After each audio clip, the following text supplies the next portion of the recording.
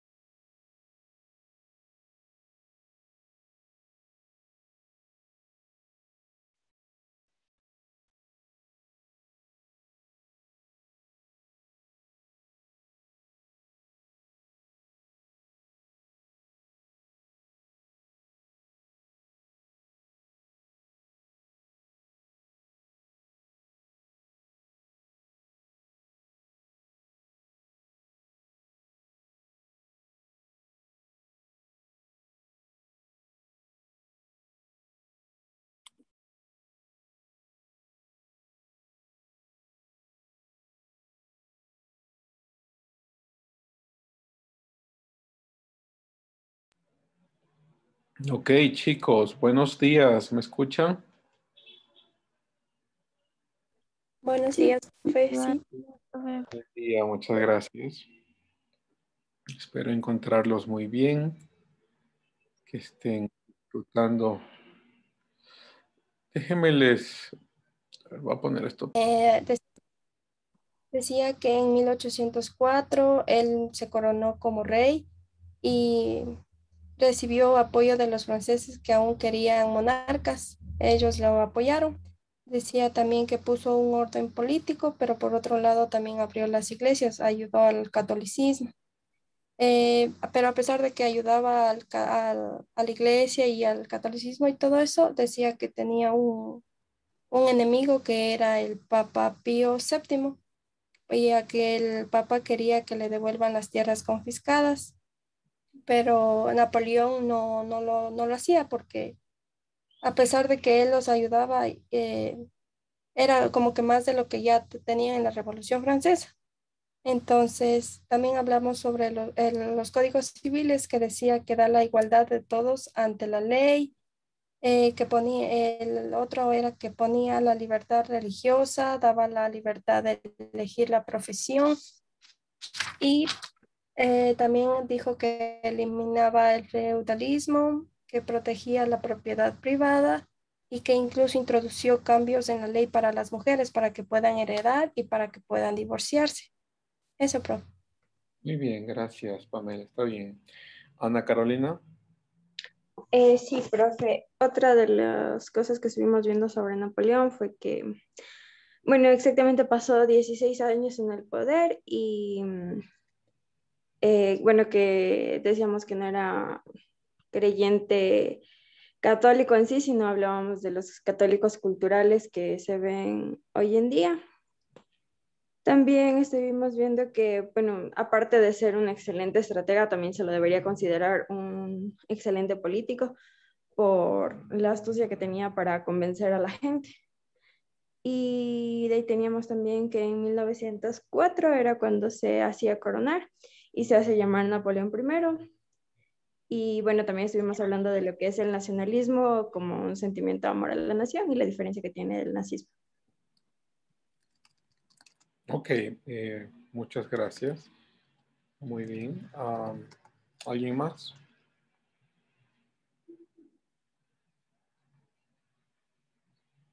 Ok, nadie más.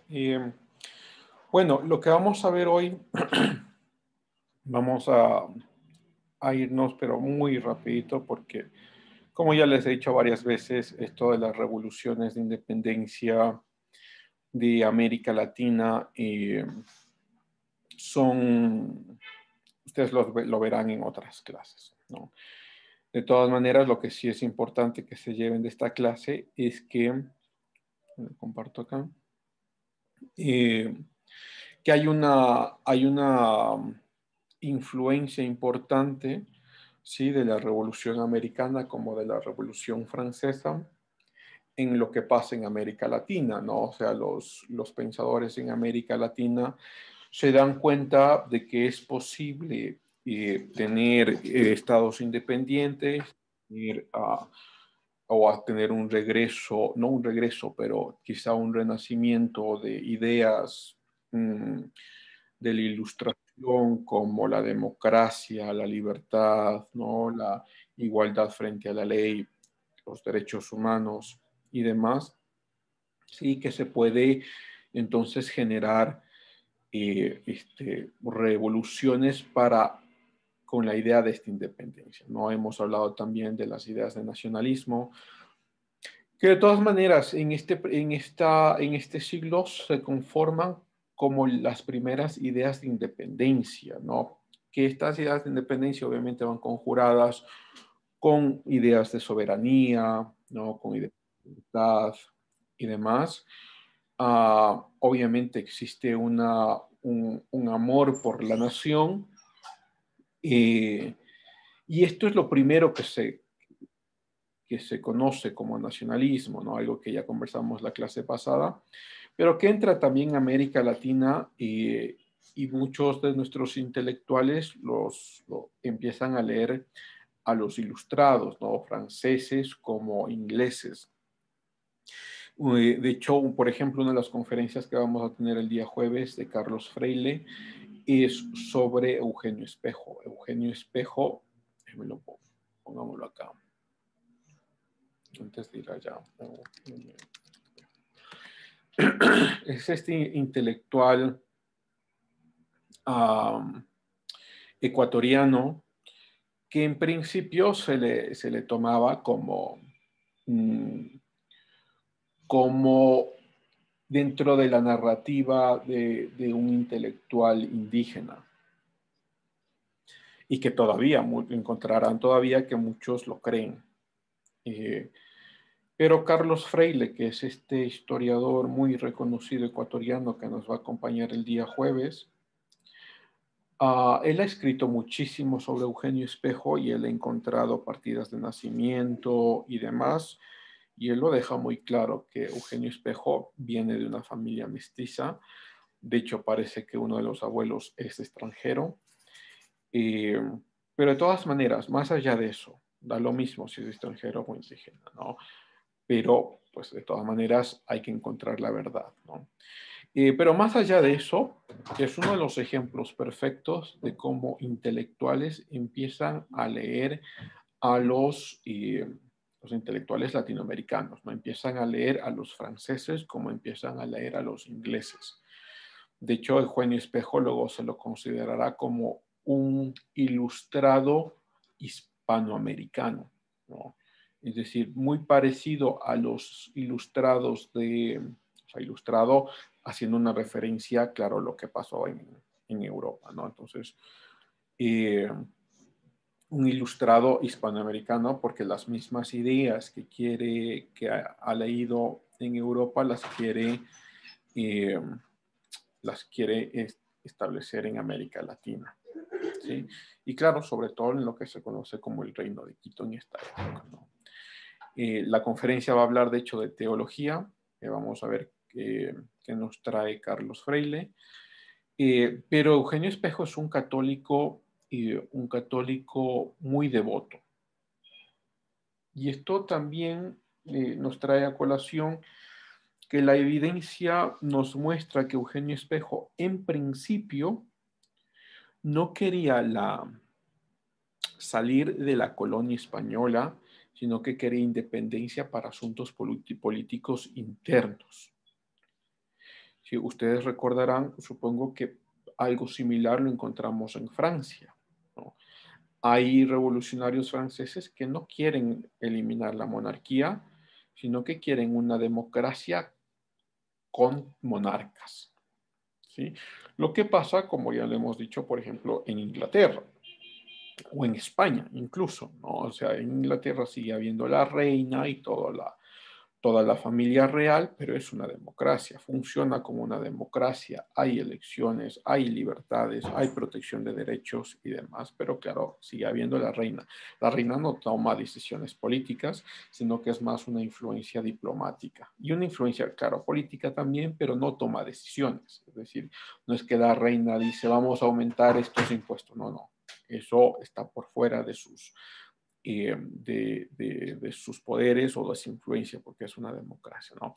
Entonces, creemos que Eugenio Espejo también tuvo algo similar, es decir, que en principio no quería salirse de la colonia española, sino que quería tener independencia y libertad para asuntos políticos internos y, claro, asuntos económicos internos, pero que seguir siendo parte de la colonia.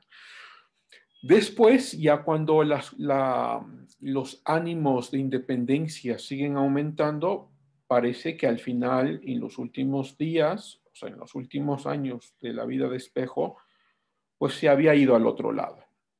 O sea, había transitado al lado de querer la independencia de Ecuador, ¿no? O sea, de lo que sería el Reino de Quito.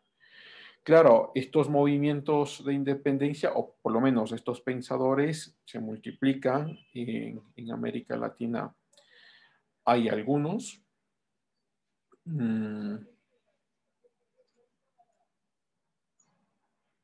Déjeme solo a ver si es que han puesto acá los libros de Carlos Freire, que los pueden encontrar en Quito. Acá en Riobamba no los he visto.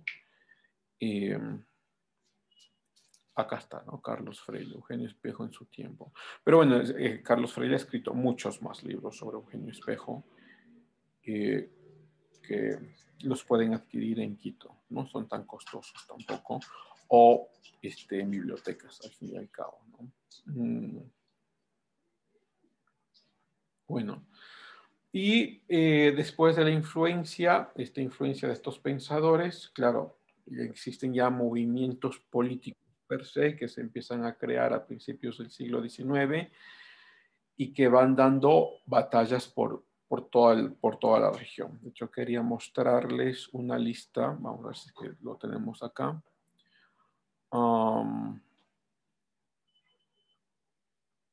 Una lista de las batallas de independencia. Juntas de gobierno autónomas. Aquí está el caso de Ecuador, ¿no? Juan Pío Montúfar.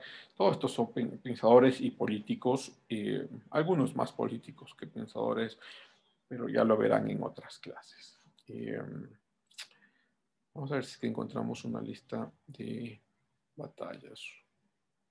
Ok, esta puede ser. Sí, el Acta de Declaración de Independencia.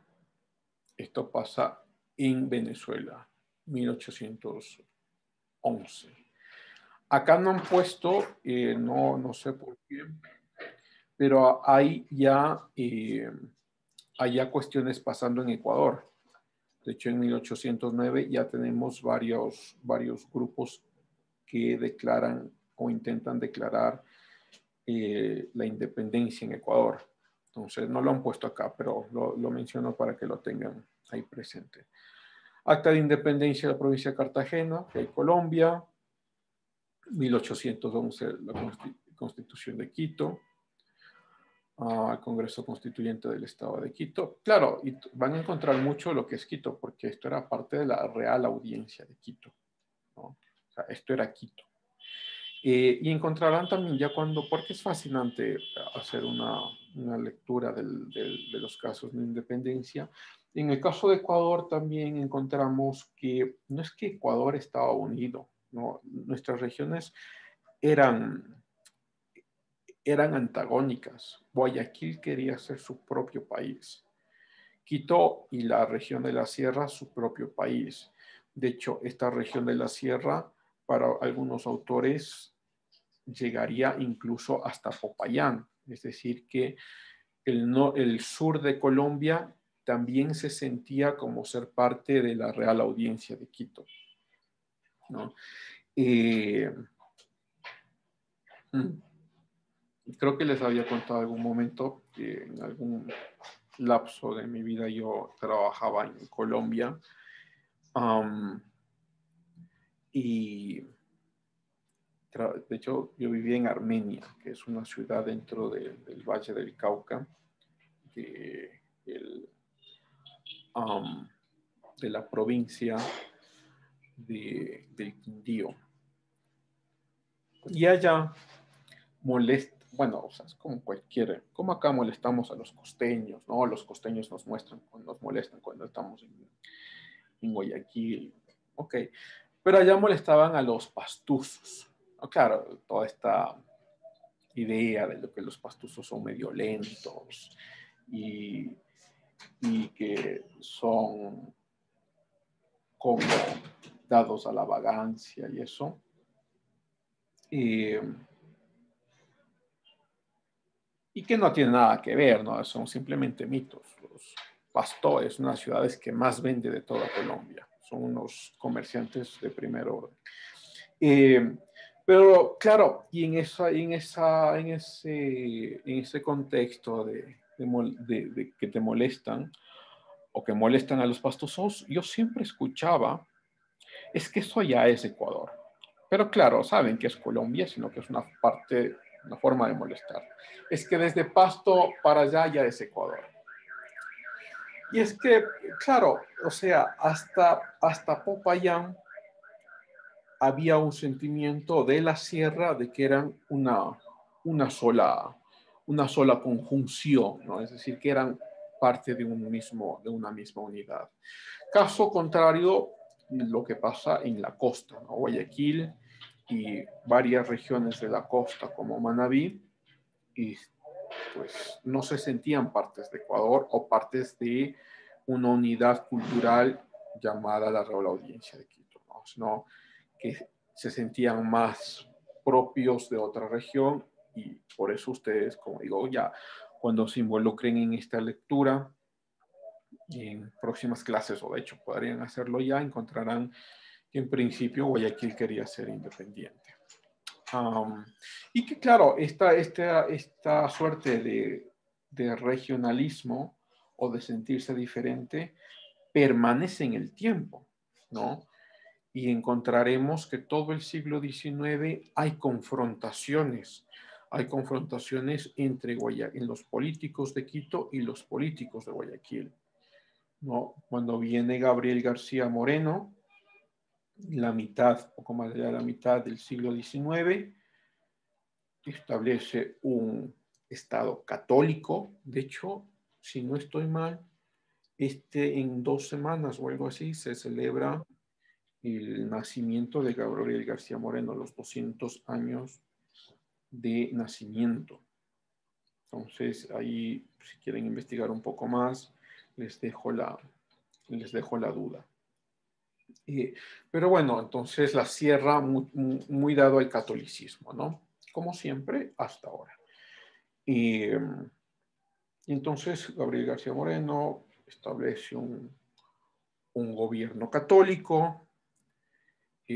La presidencia o las presidencias de Gabriel García Moreno son muy interesantes porque hay una explosión de la educación, muchas escuelas que se crean, muchos programas de infraestructura, carreteras.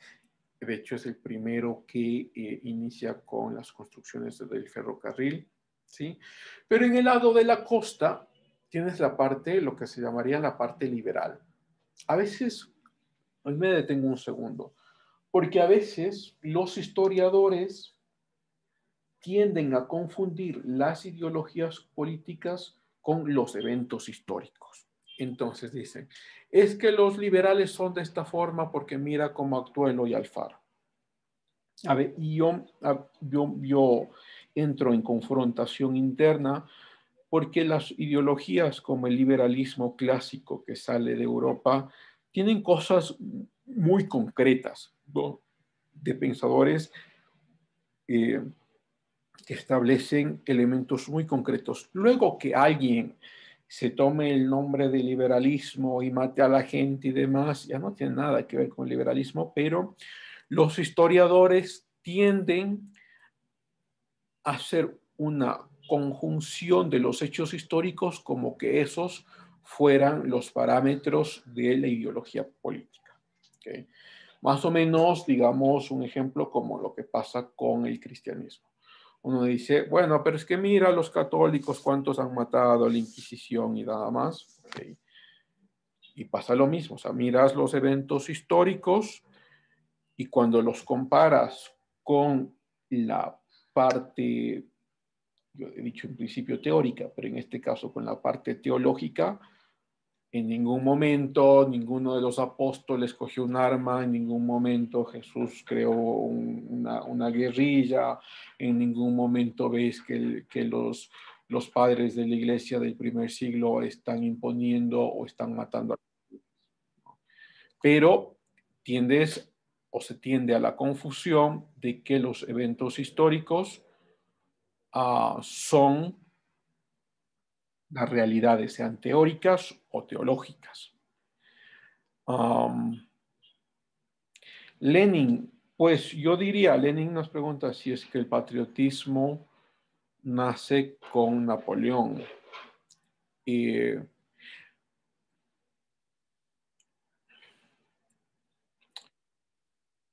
O sea, no es que Napoleón genera ideas de patriotismo o de nacionalismo en este caso, ¿no? Pero sí empuja a su fortalecimiento.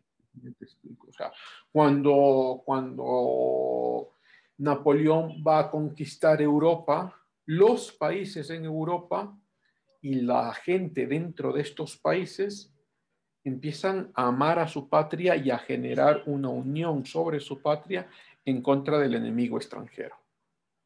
Entonces, claro, Napoleón sí genera indirectamente estos sentimientos de nacionalismo, y digo, lo llamo nacionalismo, ¿no? Porque luego la diferencia que hemos hecho es como ya en el siglo XX, y es más prudente ahora en nuestros términos contemporáneos llamarlo patriotismo, ¿sí? Y no nacionalismo, pero como estamos todavía en el siglo XIX, pues llamémoslo nacionalismo. Y claro, entonces genera estos sentimientos en muchas otras naciones, ¿no? Porque encuentran un enemigo común que sería Francia, que está atacando a nuestra nación, ¿sí? Y por ende entonces tenemos que unirnos en contra de este enemigo común. Entonces indirectamente sí, diría yo. Pero solo para regresar al caso de Ecuador, entonces estaba contando de Gabriel García Moreno, ¿sí? Que establece un estado católico, y luego viene Eloy Alfaro desde Guayaquil y la revolución, lo que se conoce como la Revolución Liberal, 1895. Eloy Alfaro nunca ganó una elección, ¿no? Él se armó, tuvo un ejército, empezó a matar a curas, empezó a matar a políticos de la sierra con su ejército. De hecho, algunos de los ejércitos de este movimiento liberal, como conocerán, supongo que algunos de ustedes, acá en Riobamba tenemos un colegio que es el San Felipe, ¿no?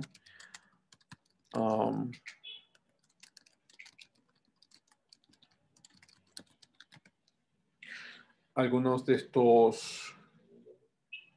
Sí, Bélica. Te escucho mientras voy armando esto. Ya, profe.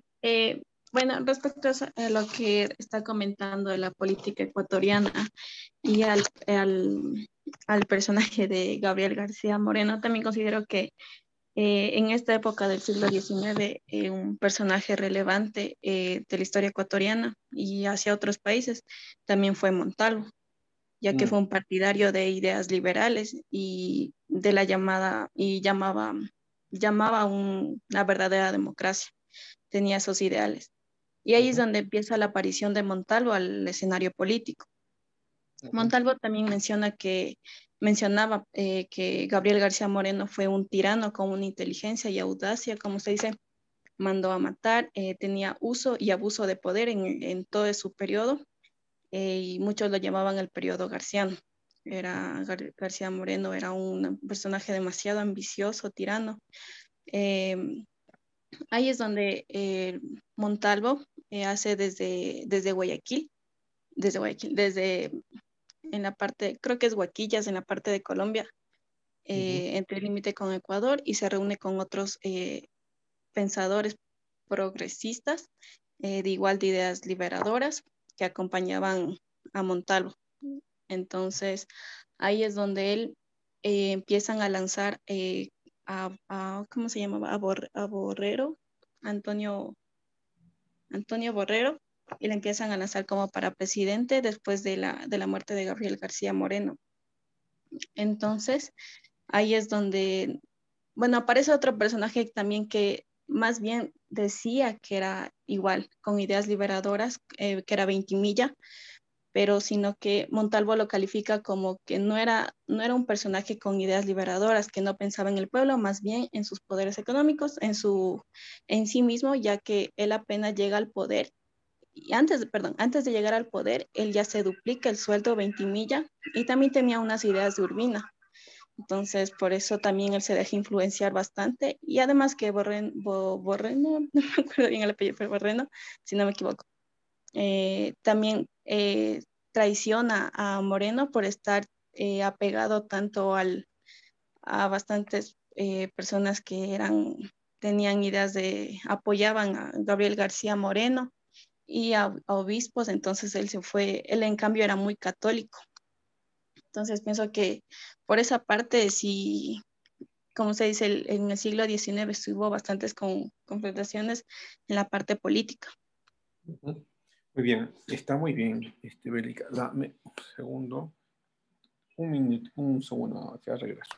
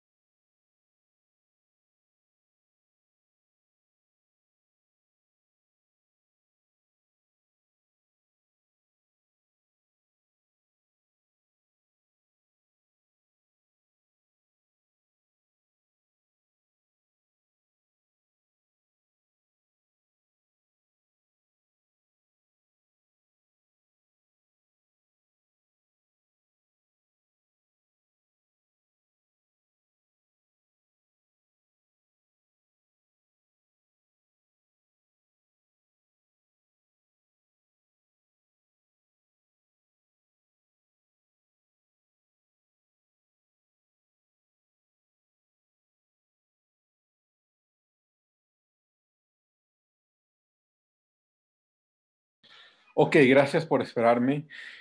Eh, sí, a ver, Bélica, está muy bien lo que has dicho. Quizá déjame comentar dos cosas allí. Lo primero, que Montalvo estuvo sí en contra de Gabriel García Moreno y también en contra de Ventimilla, ¿no?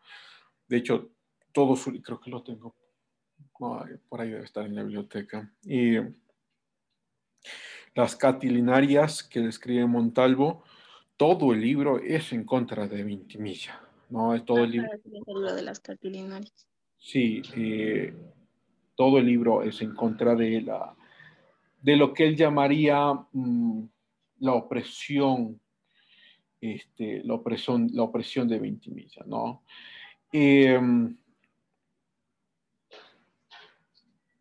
Pero claro, en el caso de Gabriel García Moreno, tienes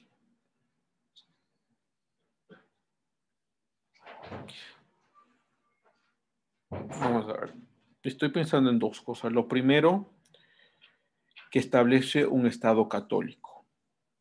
Y para los liberales eso es la muerte. O sea, para los liberales ecuatorianos. Establecer un Estado católico es la muerte porque se cree que es el secularismo, el laicismo, lo que debe gobernar, ¿no? Entonces, existe ya una animadversión en contra de lo que empieza a ser Moreno.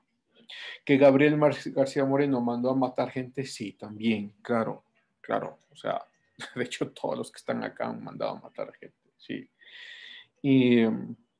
Pero hay una explosión, como yo decía, muy interesante de la educación, o sea, se empieza a crear escuelas por montones. Uno dirá, pero son escuelas católicas, sí, pero se empieza a crear escuelas con la idea de educar a todos, a universidades, o sea, el espacio para la creación de universidades, un programa de construcción muy fuerte, ¿sí? Con carreteras, sistemas de comunicación, el ferrocarril, que lo he mencionado. Y luego, claro, la forma en la que muere, ¿no? Es decir, asesinado en la luz del día por posiblemente, eso sigue en debate eso, pero bueno, digo, por posiblemente activistas liberales. Y luego yo al otro lado le ponía los actores liberales que vienen, a ver, es que nos estamos metiendo mucho en Ecuador y no es la clase para ello, pero no importa, vamos a ver. La sierra estaba dividida entre los católicos conservadores que estaban sobre todo en Quito, Riobamba, y Ambato, aunque Montalvo obviamente viene de Ambato, y un poco más al norte. Los liberales moderados, es decir, los liberales que, o sea, dices, es católico, ya, sigue siendo católico, no importa. Los liberales moderados se encontraban al sur de Ecuador, que más o menos Cuenca y Loja. ¿Sí? Y los liberales extremistas, y ahí ustedes encontrarán algunas evidencias de que estos liberales tienen relaciones también con la masonería, se encontraban en la costa. O sea, los liberales que se arman, forman ejércitos y se toman el poder. El caso de Eloy Alfaro, ¿no? Pero yo quería mostrarles, creo que, como digo, creo que ustedes lo conocen muy bien, lo que pasó, ¿no es cierto?, en el caso de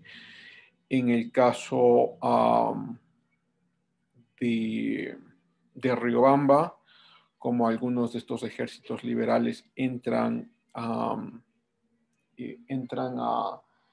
la capilla del Colegio San Felipe, matan a algunos curas, sobre todo a Emilio Moscoso, que justamente está acá, y esa era la revolución liberal, ¿no? Es decir, tomarse el poder a la fuerza, sin elecciones, y Eloy Alfaro queda dentro del poder ejecutivo a la fuerza, es decir, matando gente.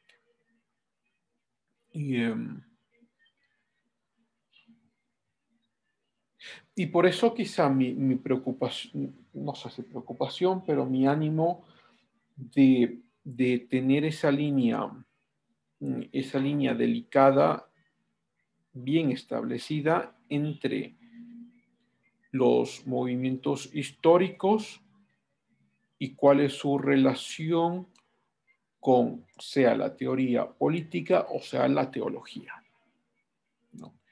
Si tú ves que la relación es muy cortita y es muy estrecha, puedes decir entonces sí, lo uno viene del otro.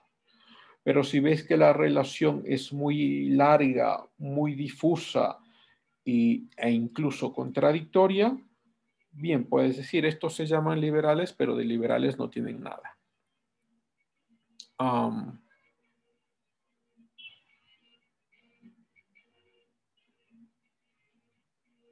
Sí. Ok. Bélica, ¿quieres decir algo más allí? No, profe. Ok. Entonces, veamos acá rápidamente, ¿cierto? Acá tenemos las guerras de independencia, acá está la independencia de Guayaquil, 9 de octubre, 1820.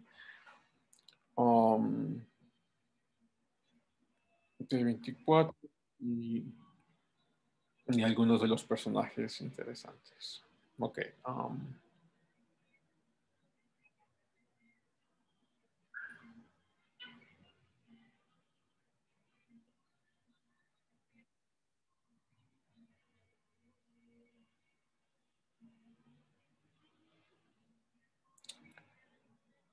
Parece que es interactivo esto. A ver.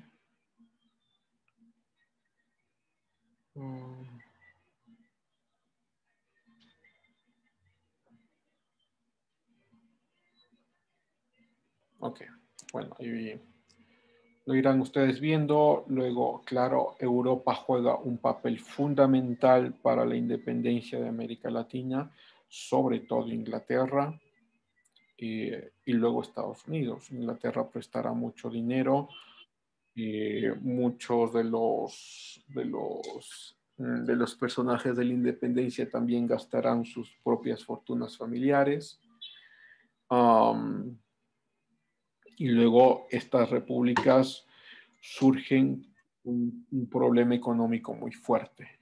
Un problema económico de o sea, crear sistemas de tributación, luego de los sistemas de tributación generar algún tipo de programas de desarrollo y tomando en cuenta que todas estas repúblicas salen con una deuda, claro, unas más grandes que otras, con países europeos, sobre todo con Inglaterra y con Francia.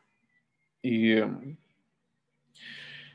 luego también Estados Unidos intervendrá, apoyará a las independencias de América Latina, sobre todo a las independencias de las islas del Caribe y del norte, o sea, de América Central, ¿no?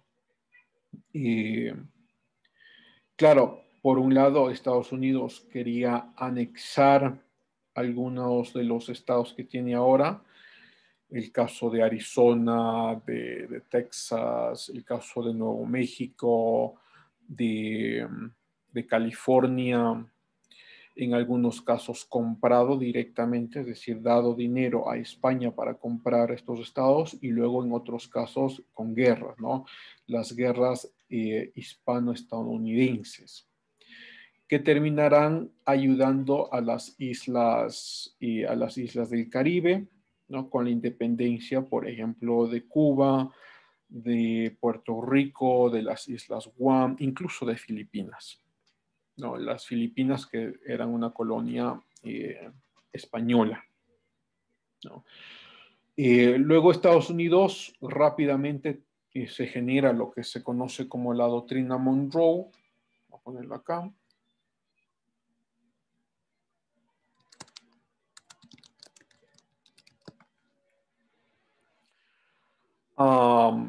Que viene claro del presidente Monroe, que es América para los americanos, y esta era una suerte de, de acuerdo,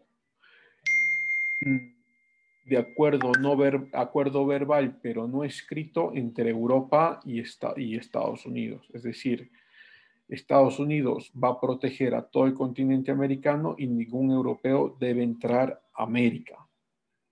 Porque habían siempre rumores de que vamos a reconquistar América, ¿no? Y claro, por el otro lado, Estados Unidos no se metería a ninguna de las colonias europeas. Es lo que se conoce como la doctrina Monroe.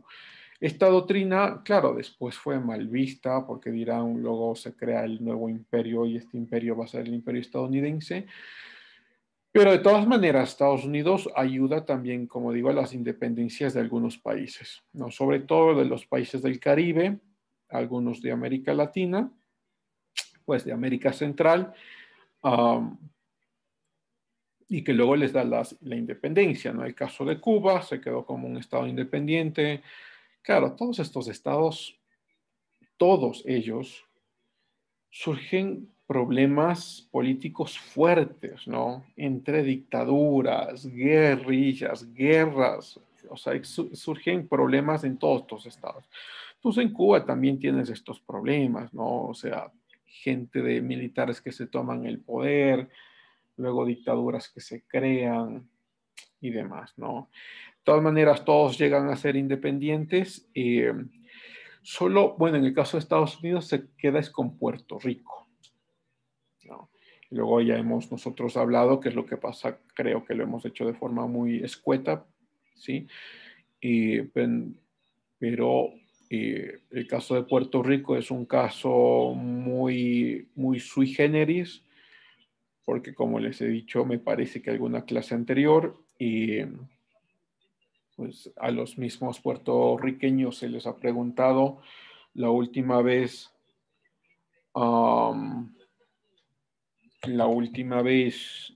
será unos 10 años, será más o menos, el último referéndum que se hace en Puerto Rico y se les pregunta si quieren ser independientes o quieren seguir siendo parte de Estados Unidos. 70% responde de que quiere seguir siendo parte de Estados Unidos y no quieren ser independientes en la suerte de tener su propio presidente, sus propias leyes y demás, porque Puerto Rico funciona como un estado más de los Estados Unidos, con una diferencia, ¿no? Que ningún puertorriqueño puede aspirar a la presidencia de Estados Unidos. Sí, los puertorriqueños mandan, claro, representantes a la Cámara Baja, pueden votar por representantes para el Senado y también ellos pueden ser elegidos, pero no pueden votar ni pueden ser elegidos para la presidencia. Uno podrá ahí pensar qué es más importante, tu estabilidad económica, ciertas libertades que tienes en la isla, o ser tu país independiente y solito, con todos los problemas que eso significa, ¿no? Y pasa algo parecido, creo que ya lo mencioné en la clase pasada también, con las Malvinas, ¿no? Las Malvinas que pues son argentinas, luego en todos los conflictos de independencia, bueno, las Malvinas terminan siendo de Gran Bretaña, eso ya más de 100 años. Luego, claro, el ejército del general Videla en los 70s atacará las Malvinas para reconquistar las Malvinas. Será una derrota garrafal porque obviamente Inglaterra tiene un ejército mucho más fuerte. Y luego, claro, también se les preguntó a los habitantes de las Malvinas, y esto un poco antes del referéndum en Puerto Rico. Se les preguntó si quieren ser parte de Argentina o quieren ser parte de Gran Bretaña. En este caso los números fueron más altos, más del 90% de los habitantes de las Malvinas dijeron, no, queremos seguir siendo parte de Inglaterra, ¿no? Y eso, pues por un lado, o sea, entra a discusión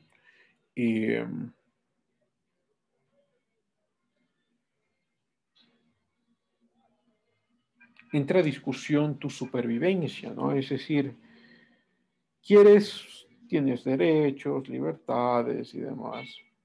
Pues claro, las decisiones políticas dependen de un gobierno extranjero, pero económicamente estás bien, no es que te meten a la cárcel por lo que dices, hay ciertas libertades. Pues quieres ser parte de una colonia o favoreces mucho más las ideas de libertad e independencia, ser un país soberano, tener tus propios problemas y sobrevivir a tus propios problemas, dado el contexto de que generar un nuevo país en la mayor parte de casos es muy complicado porque necesitas generar nueva industria, nuevas relaciones internacionales, nuevos pactos de desarrollo y demás. Y bueno, ustedes decidirán allí, ¿no?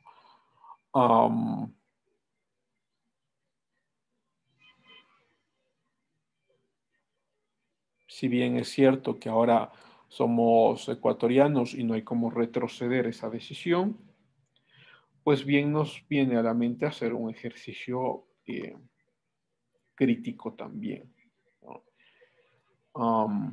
Y bueno, aquí hay que tomar en consideración también que en el caso de España, no es que España estaba tampoco dispuesta a dar mayores libertades a la colonia, Si España hubiese tomado la decisión de dar mayor libertad y autonomía política a sus colonias, es posible que los procesos de independencia se hayan difuminado.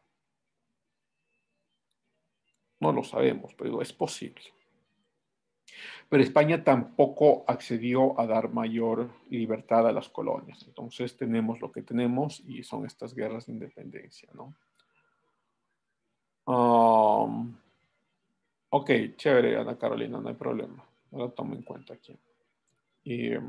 Ok. Entonces, eso es lo que está pasando en América Latina. Como les digo, ustedes, claro, todas las reformas borbónicas, ustedes lo verán en otra clase. De hecho, ustedes tienen dos clases que son, y me parece que se llama Historia Local 1 y 2, si no estoy mal. Lo verán allí. Entonces regresemos a lo que está pasando en Occidente, ¿no? ¿Alguien quiere comentar algo de lo que hemos estado hablando?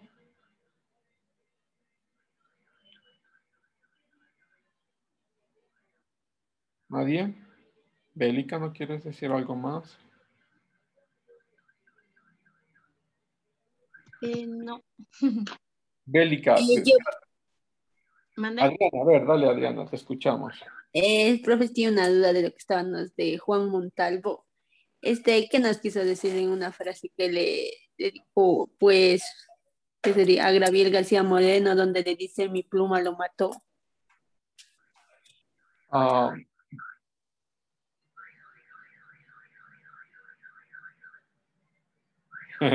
bueno, por un lado, a ver, ¿fue a Moreno o fue a Ventimilla que le dijo? Ustedes me aclararán allí. Fue a Ventimilla. Sí, creo que fue a Ventimilla.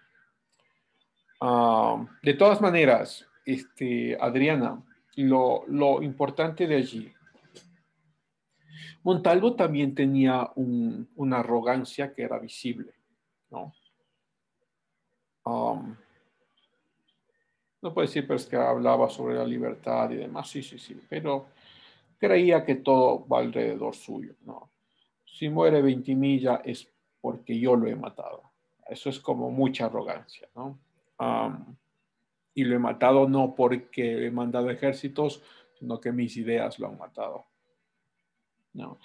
Y luego finalmente celebrar la muerte de un gobierno autoritario. Ahora, Ventimiglia sí fue autoritario, pero no más autoritario que Eloy Alfaro. No. No, Eloy Alfaro y sus ejércitos mataron mucha gente. 10 en punto. Entonces sí.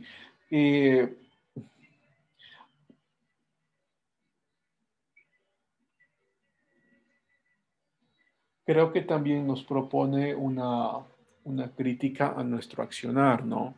A nuestro accionar como gente pensante y como gente que nos podríamos convertir en pensadores que influyen en nuestra nación o nuestra ciudad, ¿no? Me refiero a una crítica sobre nuestras propias limitaciones. Uno de los elementos fundamentales e importantes del crecimiento intelectual es reconocer que no sabes todo. Y cuando reconoces eso, empiezas a crecer más rápidamente. Y sin embargo, uno de los elementos que nos detiene a este crecimiento es nuestra arrogancia. Cuando ya vamos viendo que conocemos más y más, de repente nuestro ego aumenta, y cuando nuestro ego aumenta, tu crecimiento se disminuye, porque ves que ya no hay necesidad de aprender mucho más, porque ya sabes lo que deberías saber para debatir o conversar con cualquiera, ¿no? Eso creo que pasa a todos en todo lugar,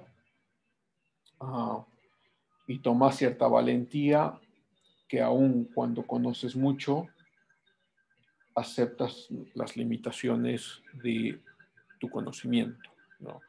Y eso es como muy natural y muy saludable porque permite seguir investigando y conociendo más de lo que no conoces, ¿no?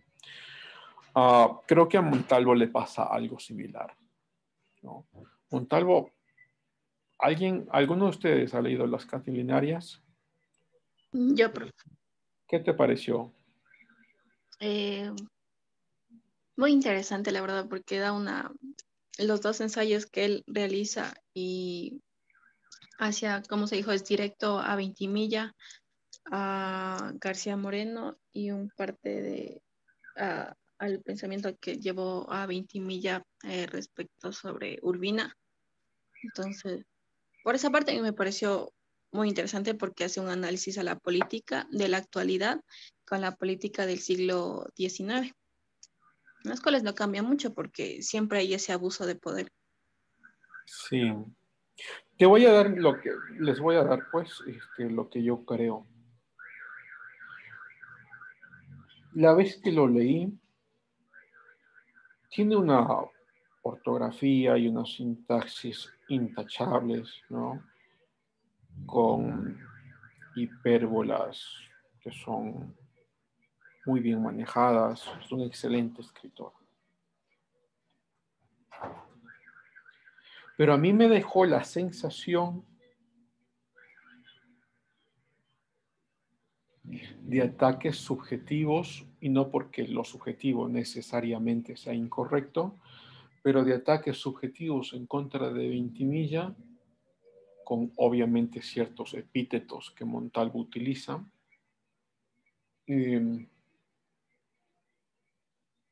pero sin una línea de argumentación muy clara.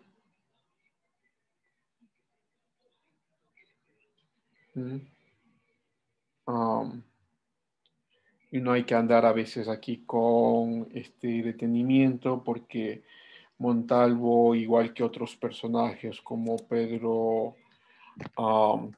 Maldonado, son idolatrados por algunos y entonces no puedes criticarlos. Pero cuando lees los escritos de Montalvo, te da la sensación de que están muy bien escritos, o por lo menos esa es la sensación que yo tengo, pero que su argumentación no es clara. Es un ataque contra otro, o sea, ataque tras ataque en contra de la dictadura, o lo que él llamará la dictadura, ¿no?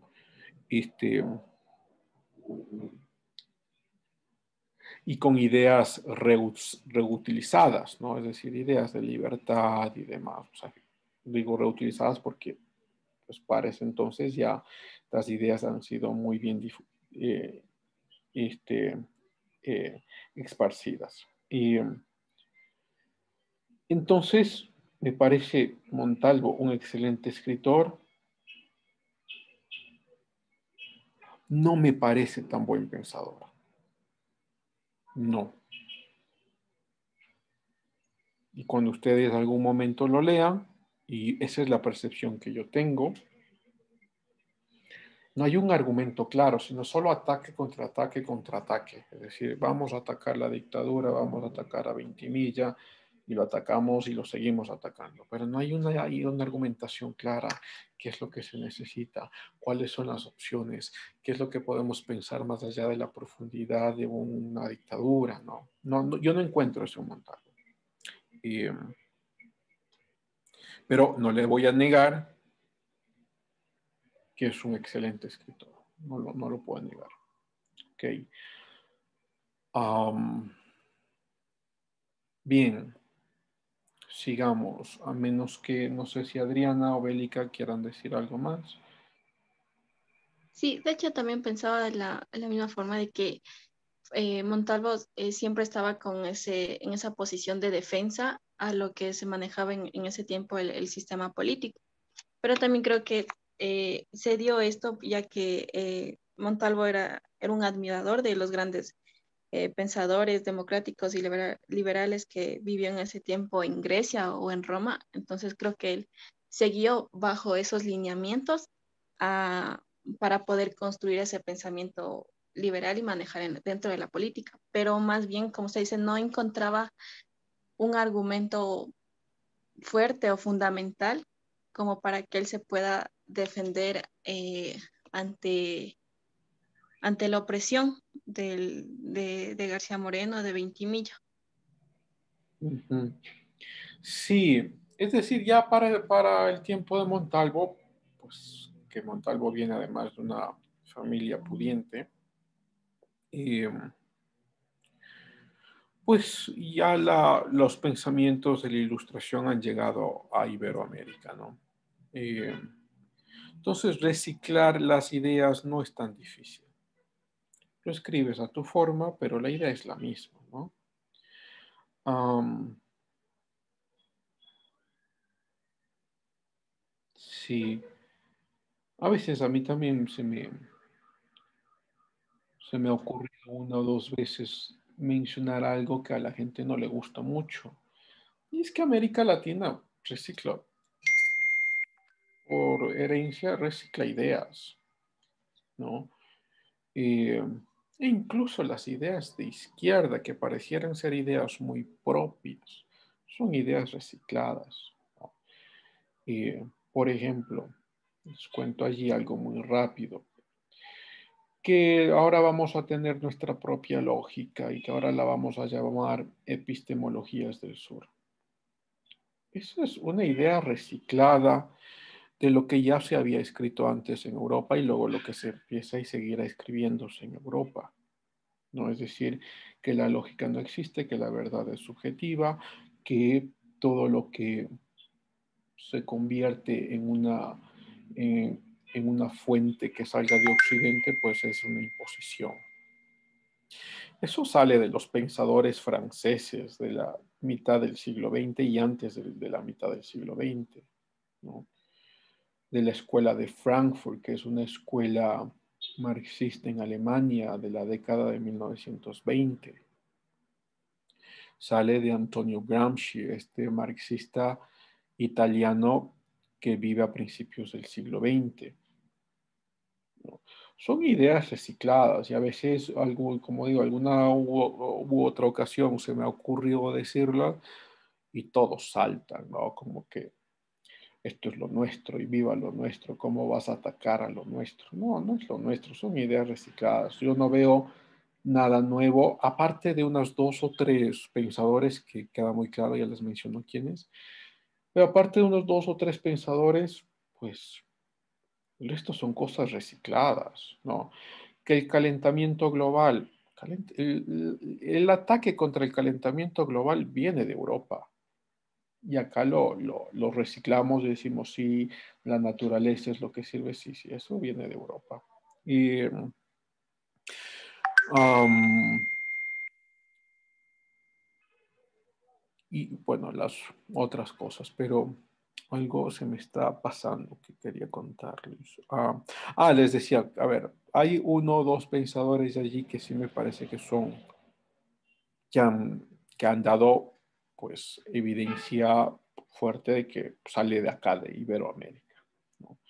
Quizá uno de ellos es Raúl Prebisch, el argentino, 1940. Aunque simultáneamente Singer en Inglaterra estaba escribiendo cosas similares, pero no hay evidencia de que Prebisch haya copiado a Singer, sino que simultáneamente empiezan a escribir cosas muy similares. Entonces sí, sí, eso puedes decir, eso sale de América Latina. Y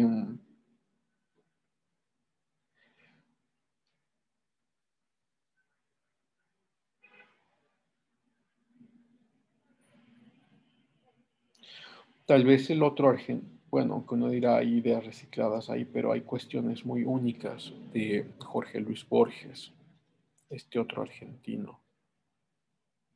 Si uno lee los cuentos de Borges, tienes que releerlos unas dos o tres veces para que comprendas la profundidad del cuento, ¿no? Porque no son simplemente narrativas, sino que hay ideas por detrás que son muy claras. Y luego se me pasará alguno que otro, seguro que sí.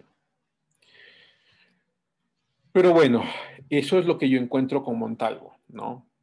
Son ideas que ya han estado en la palestra desde hace mucho tiempo, bueno, relativamente mucho tiempo, y que las utiliza Montalvo, claro, dentro de una escritura muy bien hecha, dentro de los ataques en contra de Vintimilla. Ok, regresemos. Espérate, ¿quién está usando? Ricardo, por favor.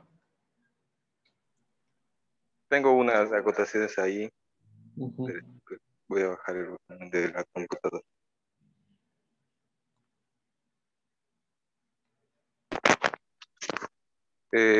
¿Cuál es su opinión respecto a las epistemologías del sur?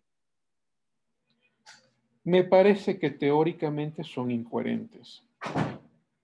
Y déjeme, lo digo, yo sé que quieres hablar más ahí, Ricardo, lo voy a hacer muy rápido para que luego puedas hablar. Me parece que son incoherentes por dos cosas. Epistemología significa el camino al conocimiento, o sea, un nuevo camino al conocimiento, es decir, que haya una nueva forma de encontrar el conocimiento. Y lo que te encuentras es que no hay nada nuevo, no hay nada nuevo. La lógica sigue siendo la misma, ¿sí? Las formas de encontrar el conocimiento siguen siendo los mismos, porque te dicen, bueno, es que vamos a la agricultura y vamos a enseñar aparte, eso es un método inductivo. Y sobre el método inductivo, pues existe desde hace mucho tiempo en la ciencia. Luego, la otra crítica es sobre la generación de narrativas que te dirán, es que esta es nuestra verdad. Y yo digo, por lo menos como yo lo veo, teóricamente eso es incoherente. Porque la verdad es la verdad, la digas tú o la diga yo, no hay subjetividad dentro de la verdad. 1 más 1 es 2, lo dices tú o lo diga alguien más o lo diga yo, sigue siendo 2. Y luego que uno diga, es que mi conocimiento es una verdad subjetiva. Ya nosotros lo hemos analizado, supongo que ustedes se acordarán, dentro de la misma retórica, cuando uno dice no hay verdad absoluta, está proponiendo esta narrativa como una verdad absoluta, entonces es contradictoria, por ende es incoherente. Entonces yo lo veo como un intento no teórico, no racional, sino como un intento político. Es decir, que hay por detrás de todo esto un intento político. Y el intento político es desafarnos de la influencia de Occidente, o salir de la influencia de Occidente. Eso rápidamente. Entonces ahí te doy la palabra, Ricardo. Bueno, porque entonces creo que yo tengo una idea equivocada, no sé, tal vez uno de los dos estamos equivocados. Yo tenía entendido que pues es básicamente eh, el término epistemología en sí, acuñado por Boaventura Sosa de Santos, no es un término que se relacione con el significado tradicional de epistemología. Cuando se refiere a epistemología del sur, pues trata de encontrar de alguna manera, bueno, pues se lo ve a través de 3 pasos, ¿no? Uno de esos es la ecología de saberes, que es el de encontrar un mundo o una armonía, tanto entre las ciencias duras o la ciencia en sí, y diferentes cosmovisiones y diferentes conocimientos que hay en otras partes del mundo también. No solamente en el sur, porque incluso en el norte también encontramos otras formas de hacer conocimiento. Y ahí digo algo rápido también. No es tampoco creo que buscar otra lógica, porque claro, la lógica es una sola y es indemostrable y es explícita, o sea, está ahí. Sino también de entender que no solamente a través de la ciencia epistemológica se puede hacer conocimiento, sino también mediante otras formas o mediante otros saberes. Eso es lo que yo tenía entendido. Sí, no te vayas, Ricardo, no te vayas, porque podemos tener un diálogo interesante ahí. Vamos a, mira, pongo ahí un ejemplo. Porque uno puede decir, vamos a conjurar los saberes ancestrales con la ciencia. Ok, déjeme pongo un ejemplo. Por mucho tiempo se viene diciendo que la concepción del tiempo dentro de la Pachamama es una concepción espiral. Y entonces, si es espiral, pues una conjunción infinita. Tenemos naceres y renaceres continuos. Eso no es únicamente de acá, existe en otros lugares también. En Asia se habla mucho de esto. Ahora, ¿cómo conjugamos esta idea de que el tiempo es infinito con la ciencia, que el 90% de los científicos y astrónomos están de acuerdo que existe un Big Bang? Es decir, que hubo un inicio y que este inicio se encuentra más o menos 13.000 millones de años atrás y que hay un inicio. No es que estamos en un universo reciclado, sino en un universo que va de forma espiral, reencarnándose cada vez. No, hay un inicio y va a haber un fin, lo que los científicos lo llaman llegar al grado cero Kelvin, que es el final del principio de entropía, este es el segundo principio de la termodinámica. O sea, todo se va acercando al caos, ¿no? ¿Cómo conjugamos esos dos? Y entonces, la una opción es decir, tú tienes mi conocimiento y yo tengo el mío, o la otra opción es decir, alguno de los dos tiene la verdad y el otro está equivocado. Ricardo. Estoy completamente de acuerdo. Claro, hay conocimientos que inevitablemente la ciencia tiene la razón. ¿Por qué? Porque son conocimientos evidenciables en base a pruebas, en base a la comprobación de hipótesis, etcétera. Pero la clave aquí es entender que las epistemologías del sur no abogan por la búsqueda de una sola verdad, ni tampoco la búsqueda de otras verdades, sino la convivencia armónica entre diferentes conocimientos. Es decir, claro, el conocimiento de la Pachamama es falso. ¿Por qué? Porque la ciencia nos dice esto, ¿no? Pero eso no quita que pueda haber una libre convivencia entre la cosmovisión que tiene una sociedad con respecto a otra. Y esto entra mucho en la parte política que usted mencionaba. ¿Por qué? Porque, pues bueno, aquí siempre se ha dado, incluso comúnmente, coloquialmente, cuando hablamos con cualquiera, siempre nos referimos a Estados Unidos como este ente magnate económico, que por ser próspero nosotros estamos mal, y etcétera. No, tampoco las epistemologías del sur se van por ese lado, tampoco miran a lo occidental como algo malo, ¿no? Sino que visto desde un punto de vista neutro, podemos decir que hay ciertas cosas en las que la ciencia occidental, los conocimientos occidentales se han basado para hacer lo que son ahora, y muchas cosas de esas son tomadas de conocimientos básicos como el de la Pachamama, etcétera, ¿no? Tal vez no en el caso de la Pachamama, pero sí en otros casos, ¿no?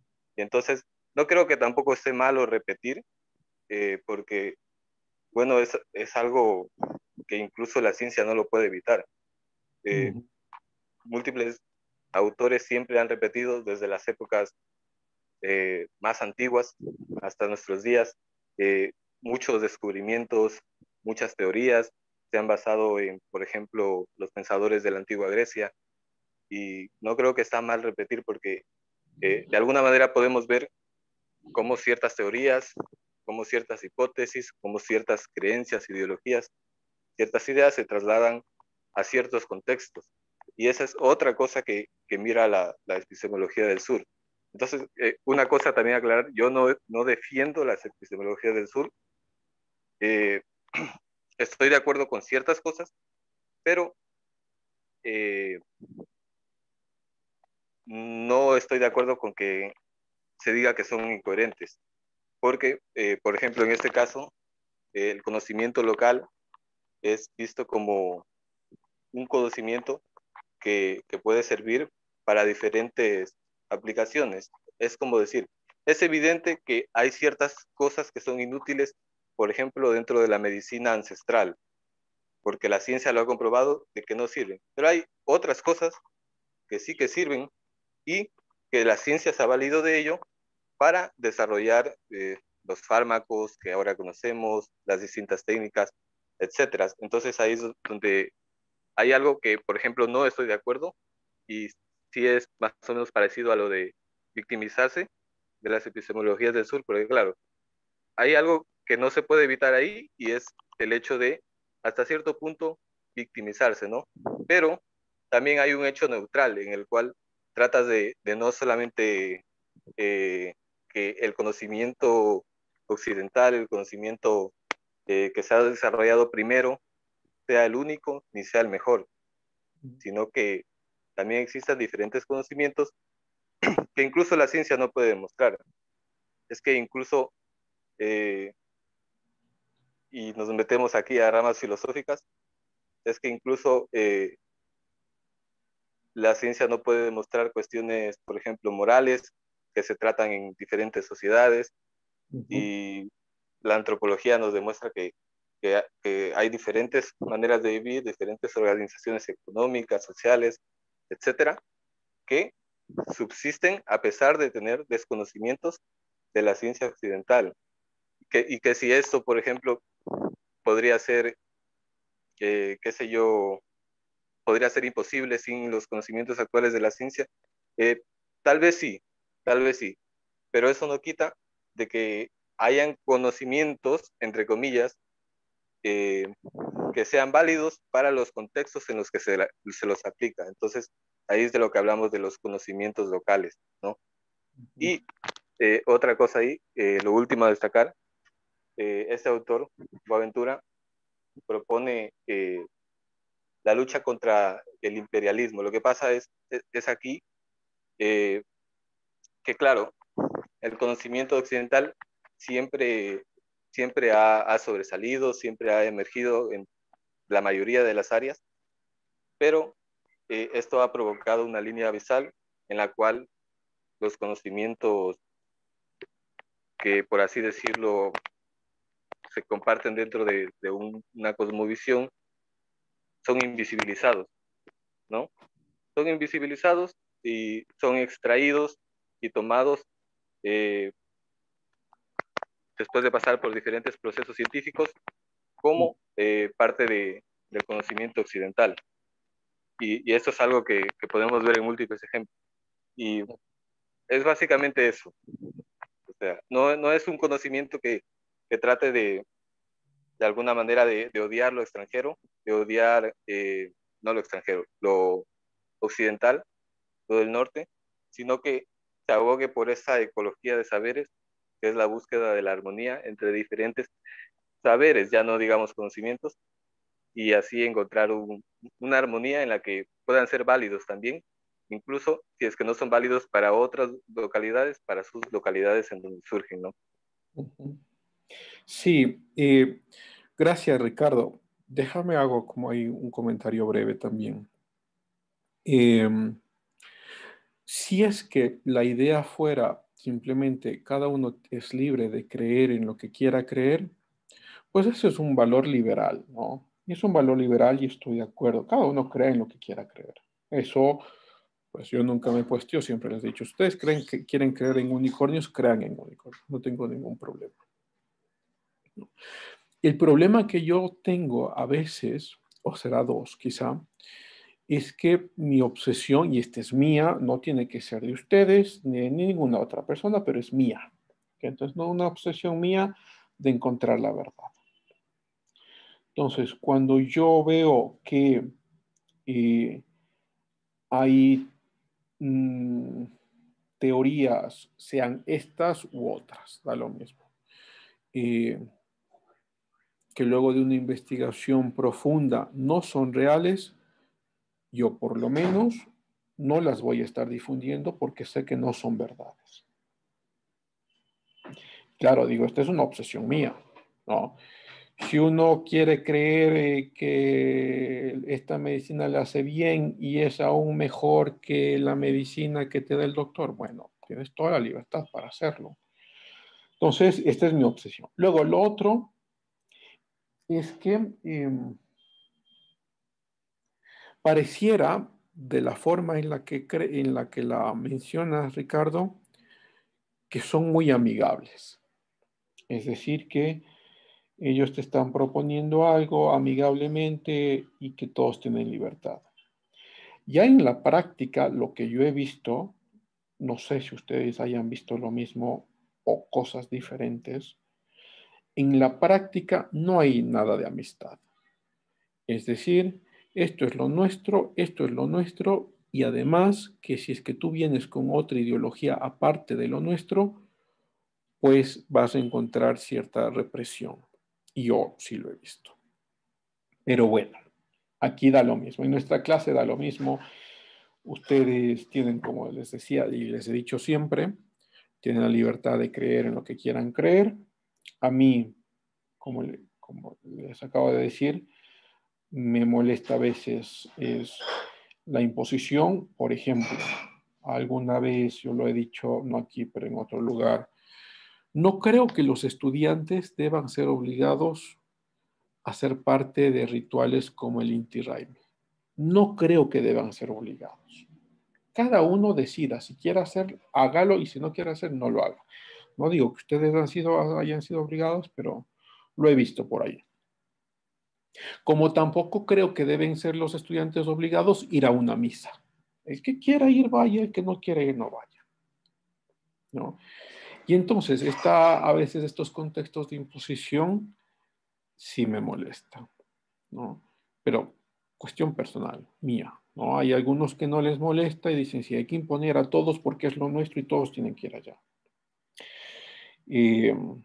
Eso, y como les decía, pues mi obsesión personal de saber qué es verdad y qué no. Y es que yo por lo menos no quiero vivir mi vida con tabúes y mentiras, no. Pero esta es mi cosa. Y entonces, como estamos en este espacio de libertad, pues yo también les digo lo que creo, ¿sí? Y ustedes se llevan, ¿no? Ustedes se llevan lo que quieren creerse. Chévere, Ricardo, muchas gracias. Y se nos ha ido el tiempo volando, ¿ok? Entonces, denme un segundo. Yo abro acá la asistencia y nos vamos.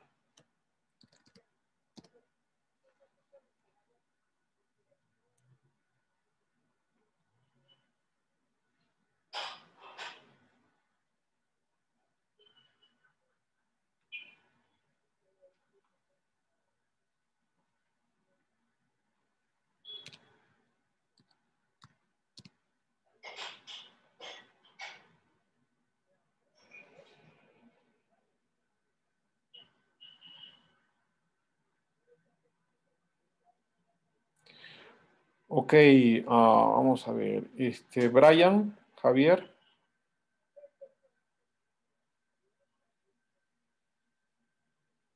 Brian. No está.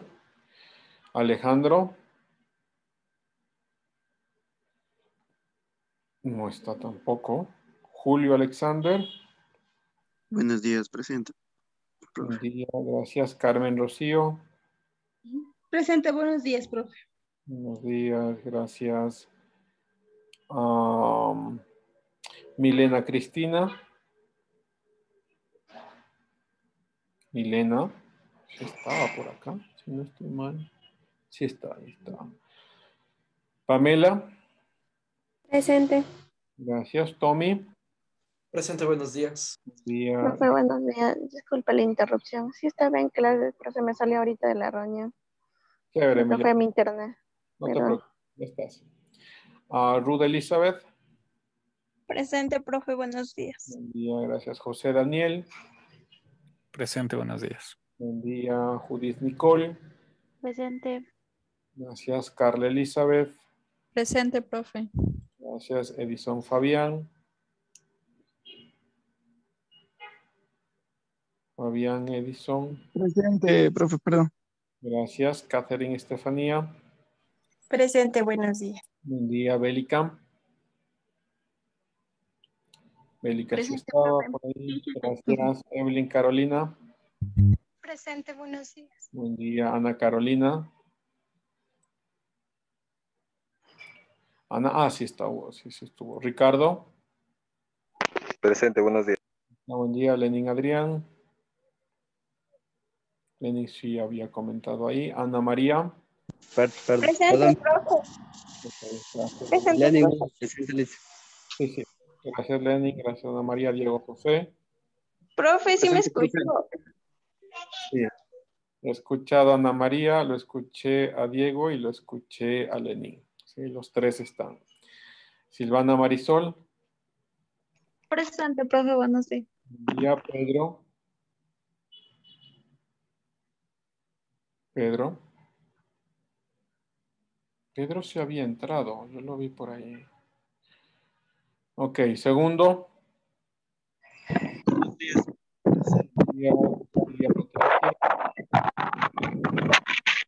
Buenos días. Patricia, ahí está. Presente, profe, buenos días. Buen día. Rubí está entrando este rato. Sí estaba dentro ya. Adriana Corina. Presente, profe, buenos días. Buen día. Darío Javier. Darío. Presente, profe, buenos días. Buen día. Ariel Marcelo. Presente, buenos días, profe. Buen día. Carmen Eugenia. Carmen está faltando bastante. Mercy. Presente, buenos días. Gracias. Jenny Alexandra. Presente, buenos días. Y Ángeles Paola.